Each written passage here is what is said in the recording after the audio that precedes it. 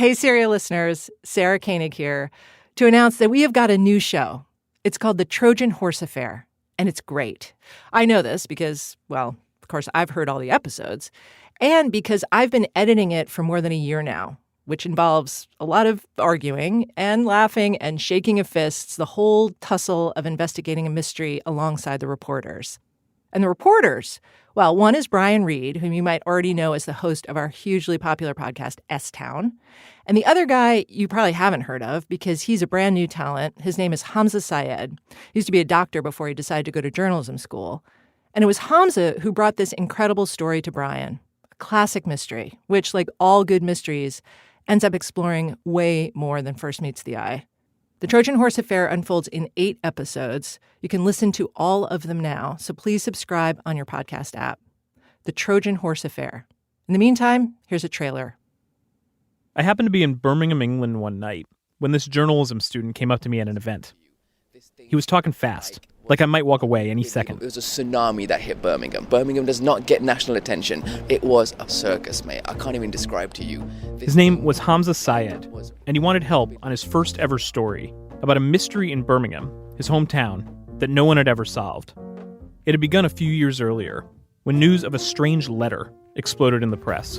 A leaked letter outlining a plot by hardline Muslims. The letter looked to be... Well, Hamza, you want to explain this part? The letter looked to be a secret communique between Islamic extremists who'd been infiltrating the city's schools in a supposed plot called Operation Trojan Horse. The letter was bizarre, unsigned, incoherent, badly Xeroxed, yet still, it sparked one of the biggest school scandals in British history. Government investigators descended on Birmingham. The country beefed up its counter-terror policy. By the time it all died down, schools were revamped, teachers lost their jobs, some people were banned for life from education. The fallout has been huge. Prime Minister David Cameron, as we said, is calling a special meeting of the government's extremism task force. The former head. But what I always found suspicious about this whole affair is that this dodgy letter suggesting extremists were taking over our schools, nobody ever found out who wrote it or why. Remarkably, none of the investigators even tried. So I convinced Brian Reed over here that we should go for it. Is this about to be the first radio interview you've ever done? Yeah. Hamza and I spent years running this down. I'll give you a clue.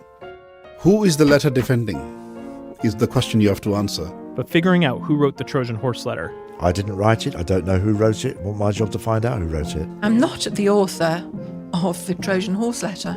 That was only the first mystery we were up against. It started to seem like officials knew more than what they were letting on, all the way from a local primary school to the highest levels of British government, and that Hamza and I were poking at something that people did not want to talk about. Can you give us a bit of details about that situation? No.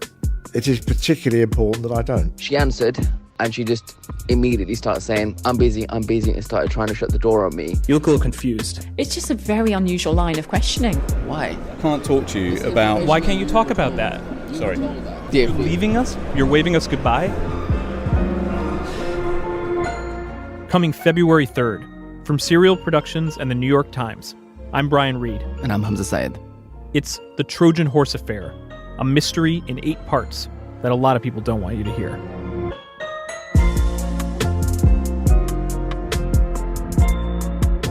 Can you hear me? Yeah, hey. I just got a letter threatening an injunction. Same here, buddy. We are in trouble.